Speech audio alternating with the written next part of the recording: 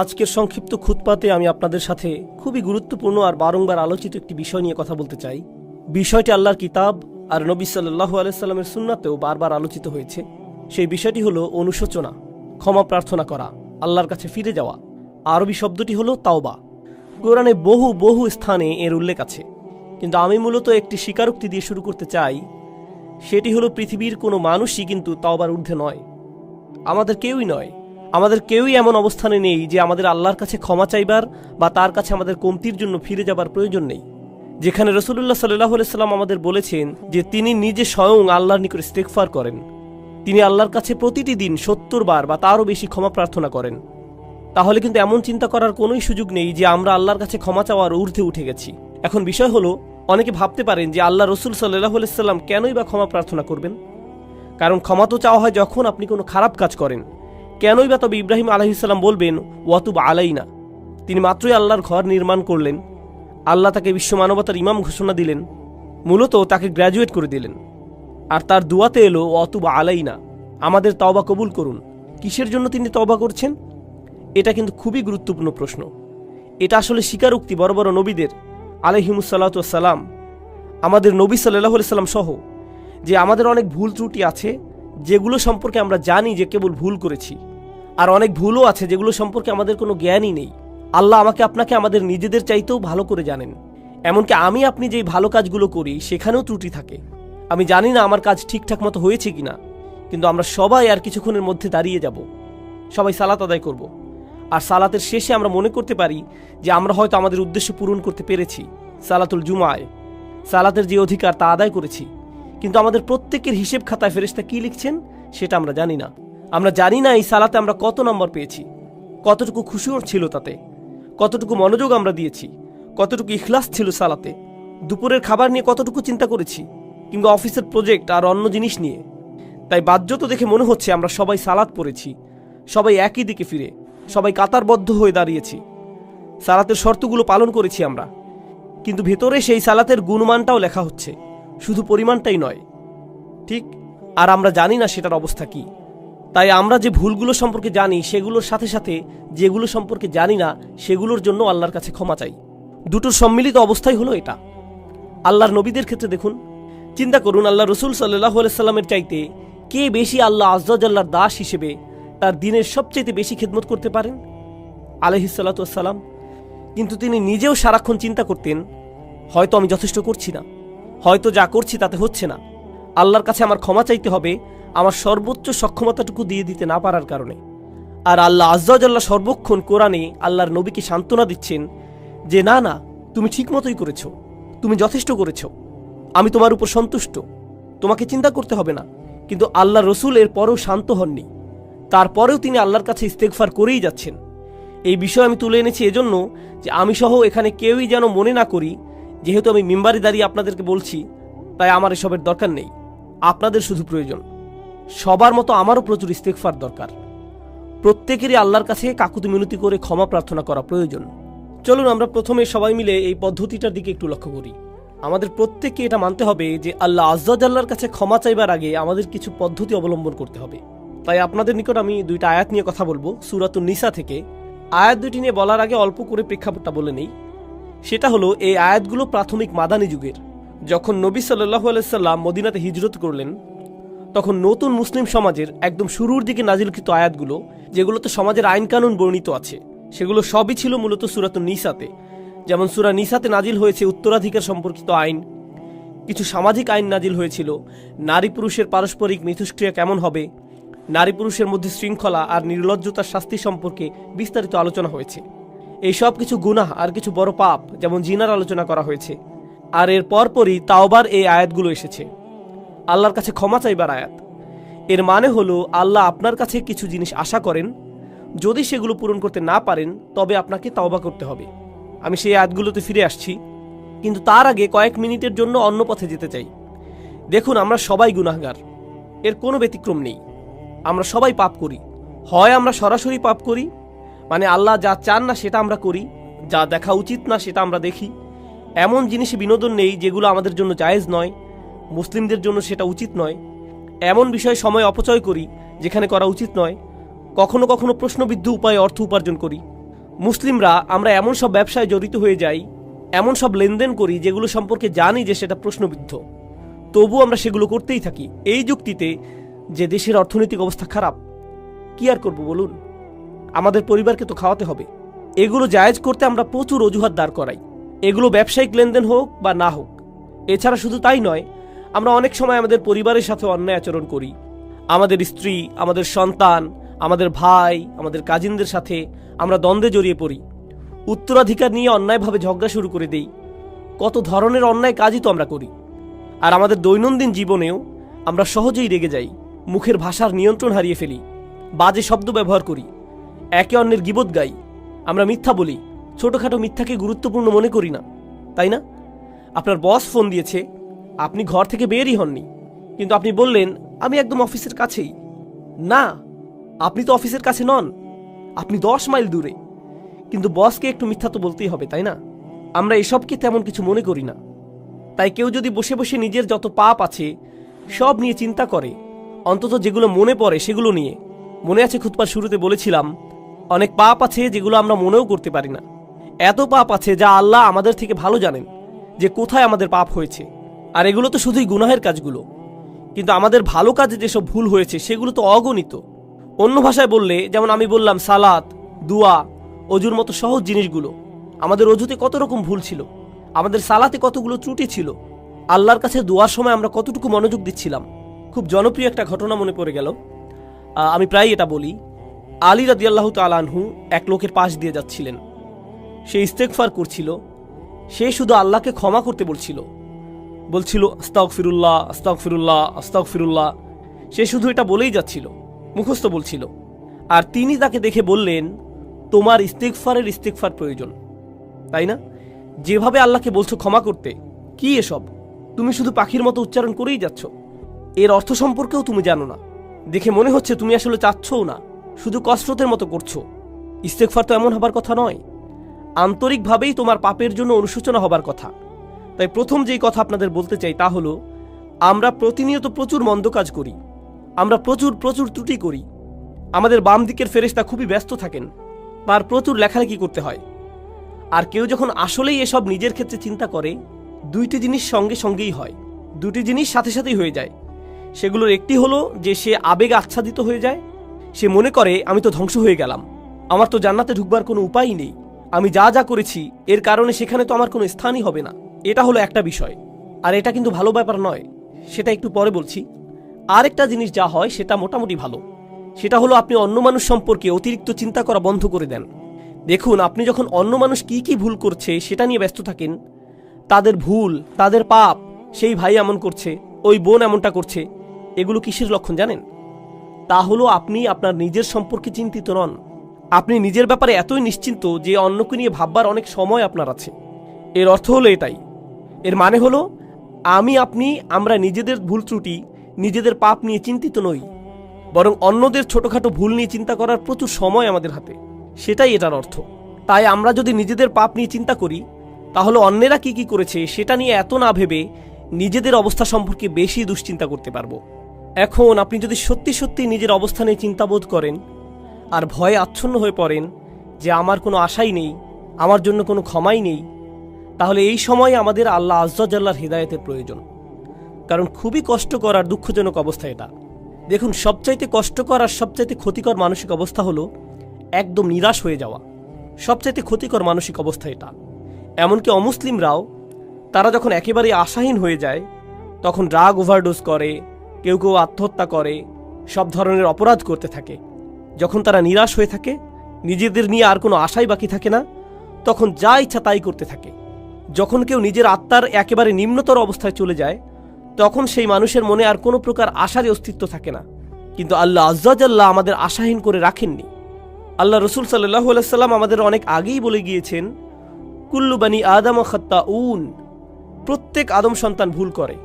অন্তত এখন তো আমরা জানি এই কথাটি, আল্লাহ রসুল নিজেও স্বীকার করেছেন সাল্লাল্লাহু আলাইহি সাল্লাম। কিন্তু এরপর তিনি বলেন, ওয়া খায়রুল খাত্তাইন আত-তাওয়াবুন, ভুলকারী মানুষদের মধ্যে সর্বোত্তম হলো যারা আল্লাহর কাছে ফিরে আসে, তারা ফিরে এসে আল্লাহর কাছে ক্ষমা চায়। অন্যভাবে বললে, আল্লাহ এই দরজা আমাদের জন্য খুলে রেখেছেন। যত পাপই আমরা করি না কেন, আল্লাহ আমাদের পুরো আমলনামা মুছে পরিষ্কার করে দিতে রাজি আছেন, কিছু থাকবে না। যে কোনো সমাজে যদি কোনো অপরাধ করেন, সেটা আপনার পার্মানেন্ট রেকর্ডে চলে যাবে, সেটা আর মোছা যাবে না, সেটা আর সরানো যাবে না, সেটা ওখানেই থাকবে, আজীবন থাকবে, যেন কালো এক মেঘ আপনার উপর। যেসব মানুষ যে কারণেই হোক এসবের মধ্য দিয়ে গিয়েছেন, বের হবার পর তাদের চাকরি খুঁজতে খুব কষ্ট হয়েছে। কেউ তাদের ব্যাকগ্রাউন্ড চেক করলে আর চাকরি দেয় না, কারণ তাদের রেকর্ডে কিছু একটা আছে। আল্লাহ আজ্জা জাল্লাহ আপনার আমলনামা একেবারেই মুছে দেবেন, যদি আমি আন্তরিকভাবেই আল্লাহর দিকে ফিরে যেতে প্রস্তুত থাকি।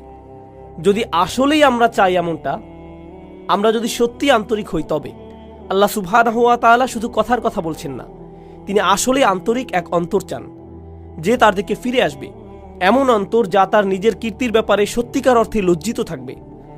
যদি আমরা এমন করতে পারি, তবে আল্লাহ একেবারে শুরু থেকেই শুরু করবেন আমাদের জন্য, একেবারেই ফ্রেশ স্টার্ট দেবেন।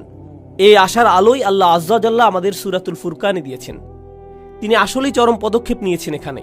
তিনি শুধু বলছেন না যে আমাদের পাপ ক্ষমা করে দিবেন, তিনি বলছেন ফাউলাইকা ইউবাদদিলুল্লাহু সাইয়্যাতিহিম হাসানাত, সেসব মানুষ যারা আসলেই আল্লাহর কাছে ফিরে তওবা করে, আমি তাদের সকল পাহাড় পরিমাণ পাপ কর্ম নিয়ে ভালো কাজে পরিবর্তন করে দেব।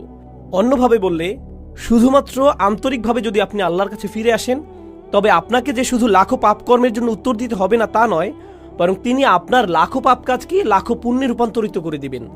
শুধুমাত্র আপনি তাওবা করেছেন এজন্য, শুধুমাত্র এটার জন্যই, শুধুমাত্র এই একটি জিনিস তিনি আমাদের থেকে চাচ্ছেন। আল্লাহ আজ্জা জাল্লাহ আমাদের জীবন আর কতই বা সহজ করবেন। দেখুন, যেসব মানুষ সারাক্ষণ গুনাহ করতেই থাকে, শয়তান তাদের কাছে এসে বলে, তুমি তো এমনিতেও জাহান্নামে যাবে, তার চেয়ে বরং আনন্দ করেই নাও। শয়তান আসলেই এমন বলে, আর তারাও এভাবেই চলতে থাকে। আরে ধুর, আমি আর কি বা করব, তুমি জানো না ভাই, আমি একেবারেই ব্যর্থ, আশাহীন, তার চেয়ে বরং পুরোটা এনজয় করে নিই। শয়তানের প্রত্যেকটি ওয়াসওয়াসা শুনি, ফাটাফাটি করেই যাই দুনিয়া থেকে, জীবন তো একটাই, এরপর মরে যাব, এটাই হলো তাদের চিন্তা। এমন মানসিকতার জন্য আপনাকে অভিনন্দন।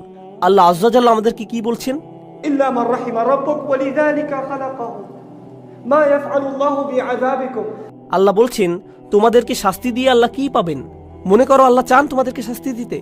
আল্লাহ আমাদের কোরআনে এই প্রশ্ন করছেন যে আমাদেরকে শাস্তি দিয়ে তার কি লাভ হবে? এজন্য তো তিনি তোমাদের বানাননি, এজন্য তো তিনি তোমাদের সৃষ্টি করেননি। আরেক স্থানে আল্লাহ বলছেন, শুধুমাত্র তাদের ক্ষমা করে দেবার জন্যই তিনি তাদের সৃষ্টি করেছেন। অর্থাৎ তাদের তিনি সৃষ্টি করেছেন তাদের প্রতি করুণা করার জন্যই। তিনি আমাদের সৃষ্টি করেছেন যেন আমরা তার করুণা অর্জন করতে পারি। তিনি বলেননি তিনি আমাদের জাহান্নামের জন্য বানিয়েছেন, তিনি আমাদের করুণা অর্জনের জন্যই বানিয়েছেন। তিনি আমাদের করুণা করতে চান, এজন্য এই দরজা খুলে রেখেছেন তিনি। তিনি আমাদের এক পা আগাতে বলছেন, বাকিটুকু তিনিই পূরণ করে দেবেন। বেশি কিছু করতে হবে না আপনাকে, শুধু তার দিকে একটুখানি ফিরে আসুন, একটুখানি তাকে দিন, আর তিনি সেই দরজাগুলো খুলে দিবেন। এখন এই ভূমিকার শেষে আপনাদেরকে সূরা নিসার 2টি আয়াত নিয়ে বলতে চাই, যেগুলোকে আমি সবচাইতে গুরুত্বপূর্ণ আয়াত মনে করি। এই আয়াতগুলোর জন্য আপনাদেরকে প্রস্তুত করতে বলে নেই, এটা হলো আমার আর আপনাদের জন্য একটা হোমওয়ার্ক। সাধারণত খুতবা থেকে হোমওয়ার্ক অ্যাসাইনমেন্ট দেওয়া হয় না, কিন্তু আমি একটা দিচ্ছি। আমি চাচ্ছি আপনারা বাসায় যে এক টুকরা কাগজ নিয়ে তাতে আপনার মতে একটা পারফেক্ট দিনের বর্ণনা লিখুন। যদি আজকে রাতে ফেরেশতা আসে আপনার আত্মা নিয়ে যেতে, যদি মৃত্যুর ফেরেশতা আপনার জান কবজ করতে আজকে রাতে আসে, আর মুসলিম হিসেবে দিন যেমন হওয়া উচিত ঠিক তেমনটি আমার ছিল কিনা, তাহলে আমি অন্তত বলতে পারবো যে আমি মুসলমানের মৃত্যু পেয়েছি, আমি পুণ্যবান মৃত্যু পেয়েছি, সুন্দরভাবে মারা গিয়েছি। এরকম দিন দেখতে কেমন হবে? কোন সময় ঘুম থেকে উঠবো আমি? আমার স্ত্রী সন্তানদেরকে কি বলবো? কোন সময়ে আর কোথায় নামাজ পড়বো আমি? হয়তো আমি অফিসেও যাব সেদিন, কিন্তু সেখানে আমার আচরণ কেমন হবে? সেক্রেটারির সাথে কিভাবে কথা বলবো? আমার চোখ কোথায় থাকবে? আমি কম্পিউটারে কি দেখব? আমার বসের সাথে কতটা সৎ থাকবো আমি যদি জানি সেই রাতেই ফেরেশতা আসবে, তবে সেই দিনটা কেমন যাবে? মুসলিম হিসেবে একটা পারফেক্ট দিন দেখতে কেমন হবে? এই দিনটি কিন্তু আপনার ক্ষমার বাইরে যাবার দরকার নেই। দিনটি হতে পারে যে কোনো সাধারণ দিন, আপনার যা করা উচিত তাই করছেন। এতে যেসব জিনিস থেকে দূরে থাকার কথা আপনি দূরেই থাকছেন, খুব একটা কঠিন না। কিন্তু আপনি যদি বিস্তারিত রুটিন করতে চান নিজের জন্য, আমরা সবাই এক এক রকম, আমিও ভিন্ন রকম, কিন্তু যদি নিজের একটা বিস্তারিত রুটিন বানান যেখানে পারফেক্ট একটি দিন কাটাবেন, আর সেই দিনের সবচাইতে গুরুত্বপূর্ণ অংশ হলো দিনটির খুঁটিগুলো। একটি বিল্ডিংকে যেভাবে খুঁটিগুলো ধরে রাখে ঠিক সেভাবে, তাই না? ঠিক তেমনি আমাদের দিনকে ধরে রাখে 5টি খুঁটি, 5টি সালাওয়াত, 5টি নামাজ। তো আপনার রুটিনের সেই অংশটি যেন ঠিক থাকে, খেয়াল রাখবেন এটা যেন থাকে। এর মাঝে কি করেন? এগুলোর মধ্যখানে কি করেন? ইন্নাস সালাতা কানাত আলাল মুমিনিনা কিতাবাম মাওকুতা। যেটা অর্জন করা সম্ভব সেটার প্রতি আমার আপনার কাজ করা উচিত। এটা আমি আপনি কিন্তু অর্জন করতে পারি। আমার দৈনন্দিন চিত্র এমনই হওয়া উচিত। কিন্তু কেন এমন হয় না দিনগুলো? কেন দেরিতে ঘুম থেকে উঠি আমি? সম্ভবত দেরিতে ঘুমাতে যাই। তাই কেন এত দেরিতে ঘুমাতে যাই? কারণ সম্ভবত মধ্যরাত পর্যন্ত আমি মুভি দেখি। সম্ভবত সেটা বন্ধ করে সময় মতো ঘুমাতে যাওয়া উচিত আমার। কেন দোয়া করার সময় আমার কখনো কান্না আসে না? সম্ভবত আমি অনেক দিন যাবৎ আল্লাহর ঘরে যাইনি, তার কাছে যাইনি। শুধুমাত্র সেখানে যাই জুমার সময়, তাও আবার যখন তা একেবারে শেষের দিকে, যেন আবার নিজের জীবনে ছুটে যেতে পারি। কেন প্রত্যেকবার সালাতে যখন সিজদায় যাই উঠে দাঁড়ানোর জন্য ছটফট করি? যেমন সুবহান রব্বিল আযীম, সুবহান রব্বিল আলা, যেন এমনটা এতই তাড়াতাড়ি বলি আমি, কারণ আমার সেখানে বেশিক্ষণ থাকতে ইচ্ছে হয় না। আমার তো অনেক কাজ আছে, আমার জরুরি কাজ শেষ করতে হবে, তাই না? আল্লাহর সামনে নিজের মাথা নিচু করার চাইতে জরুরি আর কি হতে পারে? আমি বুঝি না আমরা কিভাবে নিজেদের বুঝ দিতে পারি এটা নিয়ে। সেই একটি জিনিস যা আল্লাহ তাকে করতে বলেছিলেন, সেই একটি জিনিস যা সে করতে অস্বীকার করেছিল, এই একটি জিনিস আমাদের তিনি প্রতিদিন করতে বলেছেন। আর আমরা যদি করিও সেটা যেন কৌতুক, কোনো রকম করে দৌড়। এটা তো কিছুই না। কি এটা? সিজদা। এজন্যই আপনার উচিত দিনের রুটিন বানানো। এখন আয়াতটি শুনুন, ইন্নামাত তাওবাতু আলাল্লাহ। তাওবা শুধুমাত্র আল্লাহর জিম্মাদারিতে। আল্লাহ যে শব্দটি বলেছেন ইন্নামা কালিমাতাল হাসাল বিহাদিহিল আয়াহ, এই শব্দের মানে কি? এর মানে হলো আল্লাহ যা বলবেন এখন তা হলো একটি বিশেষ চুক্তি, শুধুমাত্র নির্দিষ্ট কিছু ব্যক্তির উপর কার্যকর করা হবে, সবার জন্য এটা না। এটা শুধুই তাদের জন্য যাদের বর্ণনা এখন দেয়া হবে। তিনি বলছেন আল্লাহ, কিছুই আল্লাহর উপর বাধ্যতামূলক নয়। আল্লাহ কিছুই করতে বাধ্য নন, শুধুমাত্র যা নিজের উপর বাধ্যতামূলক করেন সেগুলো ছাড়া। তিনি বলছেন আল্লাহ, আল্লাহর উপর এটা বাধ্যতামূলক যে তিনি নির্দিষ্ট ব্যক্তিদের তাওবা কবুল করবেন। আল্লাহ কিছু মানুষের তাওবা কবুল করাকে নিজের উপর আবশ্যক করে নিয়েছেন। কারা এই লোক? লিল্লাযীনা ইয়ামালুনা সুআ বিজাহালাতিন, সেই লোক যারা পাপ করে। এখানে আমি সাধারণ অনুবাদ করে দিচ্ছি, যারা পাপ করে। আল্লাহ মাত্রই বললেন তিনি নিজের জন্য যারা পাপ করে তাদের ক্ষমা করা বাধ্যতামূলক করে নিয়েছেন। তিনি কিন্তু আরও বলেছেন, চলুন দেখি এই লোকগুলো কারা। আর সেটার আগে ইয়ামালুন শব্দের প্রতি একটু মনোযোগ আকর্ষণ করছি।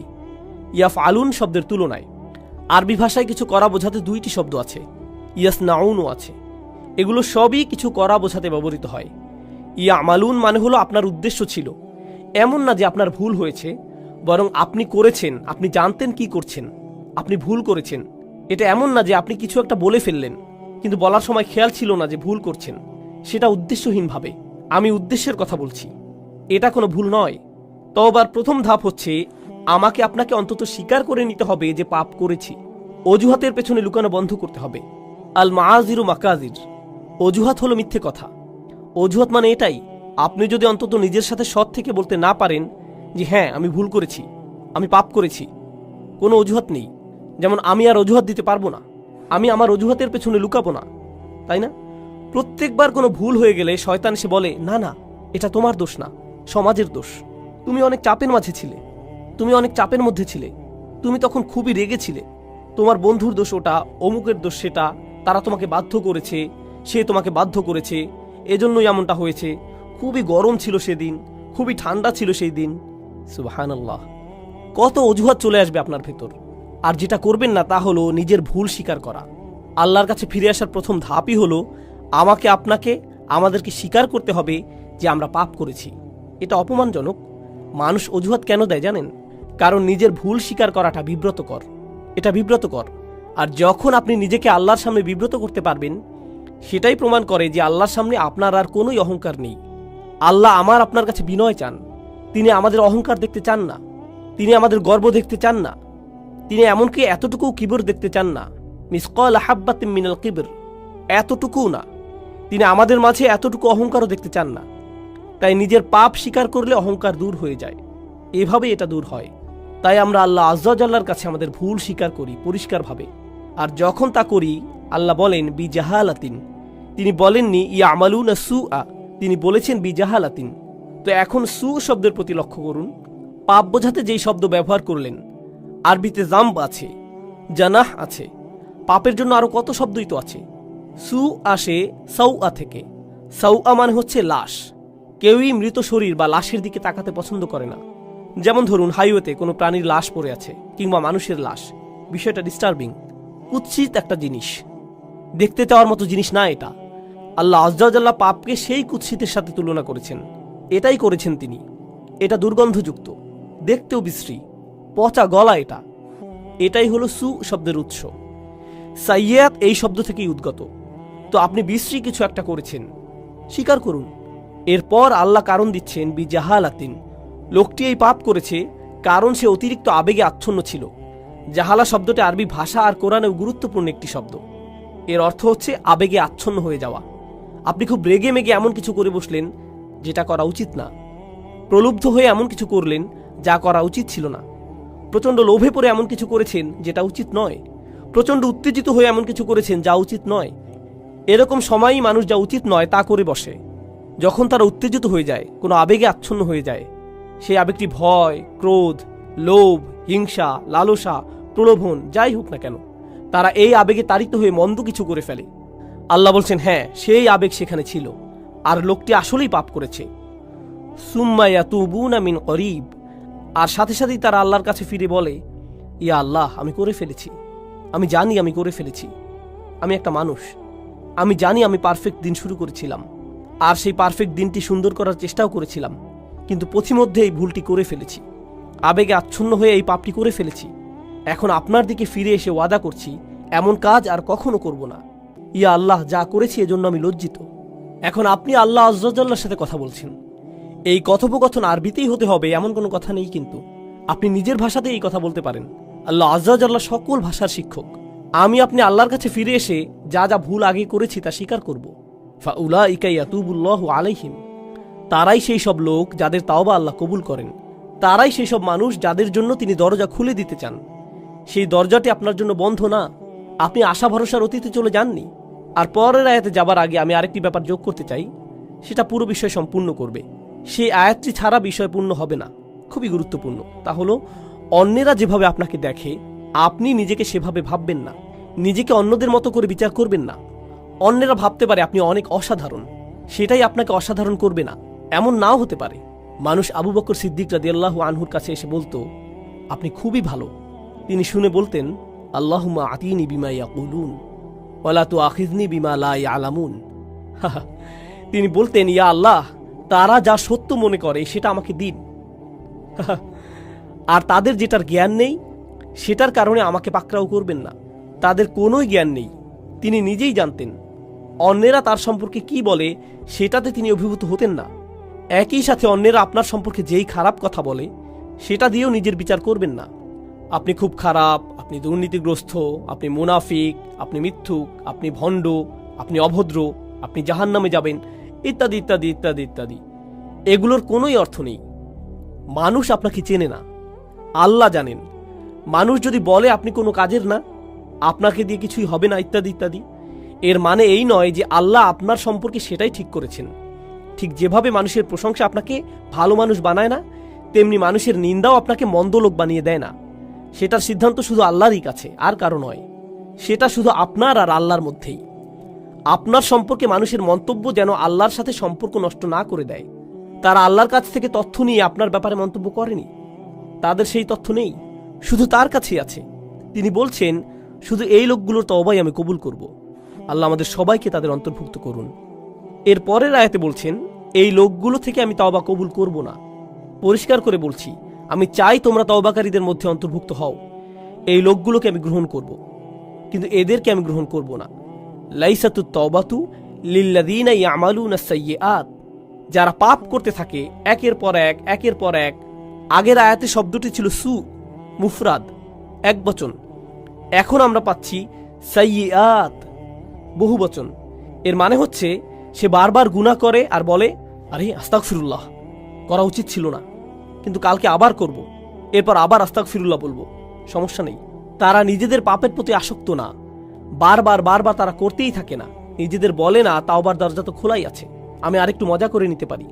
এটা আসলে হলো খ্রিস্টান মানসিকতা। আমি রবিবার যে ক্ষমা চেয়ে নেব, পুরো সপ্তাহ পার্টি করে নেই, তাই না? এরপর রবিবার আবার যে খাতা পরিষ্কার করে আসব।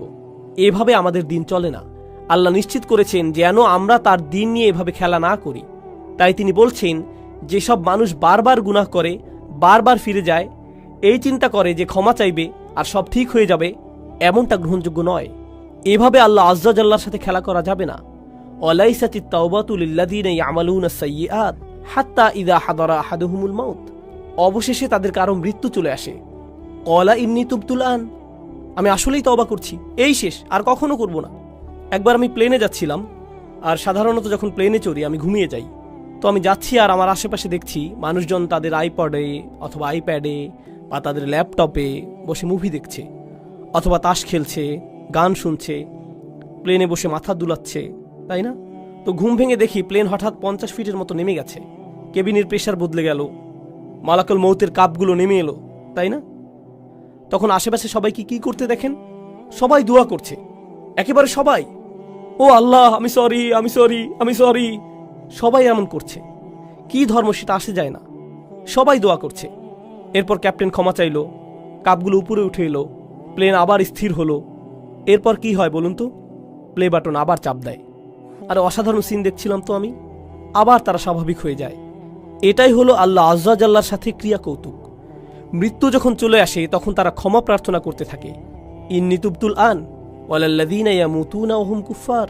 কিংবা তারাও না যারা অবিশ্বাসী অবস্থায় মারা যায়, মানে যারা তাওবা নিয়ে খেলা করে আর যারা কুফফার অবিশ্বাসী অবস্থায় মারা যায়, আল্লাহর কাছে দুটোই সমান।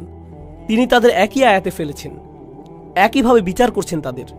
আমি তাদের তওবা কবুল করব না যারা অবিশ্বাসী অবস্থায় মারা যায়, আর আমি তাদেরও ক্ষমা করব না যারা বারবার পাপ করতেই থাকে, মনে করে যে খেলা করছে। তারা বারবার করতেই থাকে, শুধুমাত্র তারা মনে করে যে তারা পার পেয়ে যাবে, কিন্তু এমনটা হবে না। উলাইকা আ'তাদনা লাহুম আযাবান আলীম, তারাই সেই সব মানুষ যাদের জন্য কষ্টকর শাস্তি প্রস্তুত করেছি। আল্লাহর সাথে আমাদের আচরণ হবে প্রথমত নিজের ভুল স্বীকার করা, দ্বিতীয় ধাপ আল্লাহর দিকে ফিরে যেয়ে তার কাছেই পাপ থেকে বের হবার দোয়া করা, আর তিনি সেটা করবেন। আপনি বলবেন না যে গুনাহটি আমার থেকে বেশি শক্তিশালী, কারণ আল্লাহ বলছেন লা ইউকাল্লিফুল্লাহু নাফসান ইল্লা উসআহা। আল্লাহ কারো উপরই সাধ্যাতীত বোঝা চাপিয়ে দেন না। আপনি সামলাতে পারবেন বলেই আপনাকে মানুষ হিসেবে বানানো হয়েছে। আপনি আপনার পাপের চাইতে শক্তিশালী, আল্লাহ আয্যা জাল্লা সেটা জানেন। আপনি নিজেকে প্রবোধ দেবেন না, নিজেকে ভুল বুঝিয়ে বেঁচে যাবেন না। আপনি যেই পাপে জর্জরিত থাকেন না কেন, আপনি সেটার চাইতে শক্তিশালী। এটাই আল্লাহ আমার আপনার জন্য করেছেন। তিনি আমাদেরকে সম্মানিত করেছেন। তিনি আমাদেরকে সম্মানিত না করলে আমাদের পাপ আমাদের চাইতে শক্তিধর হয়ে যেত, শয়তান আমাদের চাইতে ক্ষমতাধর হয়ে যেত। ইন্না ইবাদি লাইসা লাকা আলাইহিম সুলতান, আমার বান্দার উপর তোমার কোনো কর্তৃত্বই থাকবে না। আল্লাহ শয়তানকে বলেছিলেন তোমার কোনো কর্তৃত্ব থাকবে না তাদের উপর, অর্থাৎ সমস্ত মন্দের উৎস শয়তানের কোনো ক্ষমতাই নেই মানুষের উপর। তাই আমাদের অজুহাত দেবার আর কোনো কারণ নেই। আপনি আপনার পাপ স্বীকার করুন, আমরা আল্লাহর দিকে ফিরে গিয়ে আমাদের ভুলকে মেনে নেই। এরপর আন্তরিকভাবে আল্লাহর কাছে ওয়াদা করুন যে এসব থেকে দূরে থাকবেন। আন্তরিকভাবে আল্লাহর কাছে ওয়াদা দিন এসব থেকে দূরে থাকবার। আপনার ক্ষমতায় যতটুকু আছে তা দিয়ে জীবন বদলে দেবার চেষ্টা করুন। সেই পাপ থেকে দূরে থাকুন, সেটা মন্দ বন্ধুদের থেকে আসুক, কিংবা কম্পিউটারের সাথে একা থাকার মাধ্যমে হোক, কিংবা অফিসের কলিগদের থেকে, যেখান থেকেই আসুক না কেন, আপনার জীবন থেকে সেসব বদলানোর চেষ্টা করুন। এটাই হলো তাওবা। সেটা অলসতার তাওবা হতে পারে। আপনি হয়তো ফজরের অনেক পরে উঠে কাজা পড়েন, আহা কাজাটা পরে নেই, তবে এটাই আপনার কাছে নর্মাল হয়ে গেছে, সিরিয়াসলি আর নেন না এটা। আপনি বলেন আমি চেষ্টা করেও পারি না। অবশ্যই পারেন। রাতে মুভি দেখা বন্ধ করে আল্লাহর সামনে দাঁড়ান, অজুহাত দেওয়া বন্ধ করুন, নিজেকে প্রবোধ দেওয়া বন্ধ করুন। আল্লাহ আয্যা জাল্লা এই জাতিকে তখনই উপরে তুলবেন যখন এই জাতি তওবার জাতি হবে, যখন আমরা আমাদের তওবা দ্বারা পরিশুদ্ধ হব। আল্লাহ আয্যা জাল্লা আমাদের সবাইকে তার ক্ষমা চাইবার ক্ষেত্রে আন্তরিকতা দান করুন। আল্লাহ আয্যা জাল্লা আমাদের তওবা গ্রহণ করুন, দিনে দিনে আরো ভালো মুসলিমে পরিণত করুন। আল্লাহ আয্যা জাল্লা যেন আমাদের শক্তিশালী সুন্দর মুসলিম পরিবার গড়ে তোলার সামর্থ্য দেন, যারা এই দ্বীনের সৌন্দর্য বিশ্বের সামনে তুলে ধরতে পারবে। বারাকাল্লাহু লি ওয়া লাকুম ফিল কুরআনিল হাকিম ওয়া নাফা'নি ওয়া ইয়্যাকুম বিল আয়াতি ওয়া যিকরিল হাকিম।